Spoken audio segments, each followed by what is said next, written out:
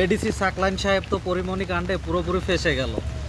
Social মিডিয়ায় একটা জিনিস ঘুরতেছে যে এডিসি সাকলাইনের জীবন নাকি খুব ভালো ছিল, সে নাকি বিসিএস ক্যাডার ছিল, কিন্তু পরিমণি কাণ্ডের কারণে তো তার চাকরি গেল, সবই গেল।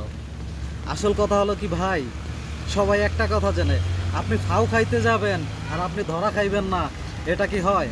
পাপ যেই করুক না কেন, পাপের একদিন শাস্তি আছে। এই দুনিয়ায় থাকতেই পাপের শাস্তিও দেয়।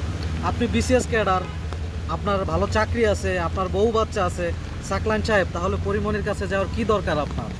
আপনি একজন ভাইরাল ব্যক্তির কাছে যাইয়া, রাত দিন যাইয়া, জন্মদিনের পার্টি কইরা নিজেই এখন গেরাগলে ফাইন্দে গেছেন।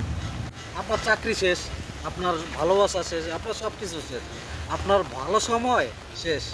সাকলাইন সাহেবের মতো আরও অনেকে আছে যারা এগুলো করে থাকে, সব কিছু থাকা সত্ত্বেও এদিকে এদিকে দৌড়াদৌড়ি করা থাকে। তাদের রেহাই নাই, কারণ শাস্তি দুনিয়ায় থাকতে হয়ে যাবে। যে যতই দুর্নীতি খারাপ কাজ করুক না কেন, এই দুনিয়ায় থাকতে তার শাস্তি হয়ে যাবে। মতিউর ছাগল কাণ্ডের কারণে ধরা খাইছে, সাকলাইন সাহেব এখন পরিমণি কাণ্ডের কারণে ধরা খাইলো, ভবিষ্যতে আরও মতিউর, আরও সাকলাইন, আরও অনেকে ধরা খাইব।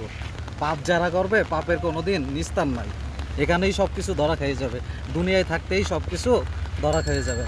আর বাংলাদেশে যে যত বড় দুর্নীতি করুক না কেন, একদিন সেগুলো সোশ্যাল মিডিয়ায় চলে আসবে আর ধরা খেয়ে যাবে।